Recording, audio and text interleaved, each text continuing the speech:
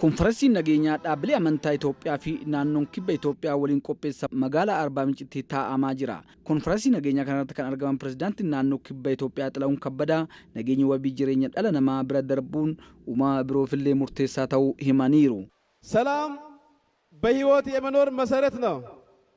ዛሬ እንዲህ አምሮብን መሰባሰብና መነጋገር የቻልነው ሰላም ስላለ ነው። Nageenyi bu'uura lubbuun jiraachuuti.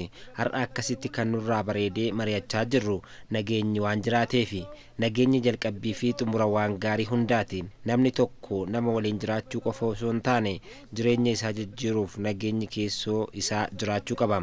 Namni nageenya keessoo isaatii hin qabne sodaa, miiraa fi jibbuu fi kan biroof saaxilama. Namni nageenya qabu sammuu qulqulluun yaadee waan barbaade milkeessa.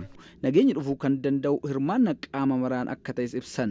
ስለዚህ ሁላችንም እምነቶች ቤተ እምነቶች ራሳችን ከላይ እስከ ታች amantaalee fi manneen amantaa hundi sadarkaa gadiirraa hanga olitti of ilaaluu qabna. Ijoolleen keenya mufattanii meeshaa waraanaa qabachuun bosona seentan nageenyaan gara qe'ee keessaniitti akka deebitan akka abbaatti adaraa isiniin jedha. Deeta ministeera nageenyaa Dr. Keradin Tazarraa xiyyeeffannoo mootummaan nageenyaaf kenne biyyattiitti nageenyi fooyyee qabu dhufaa jiraachuu himaniiru. Sochii mootummaan nageenya buusuuf taasisaa jiru kanaaf qaamoleen gurra kennuun gara nagaatiin gara qe'ee isaaniitti deebi'an heddummachaa jiraachuu himanii waltajjiiwwan akkasii kun hojii eegalame fi xabaasuu keessatti gahee olaanaa qaba jedhaniiru.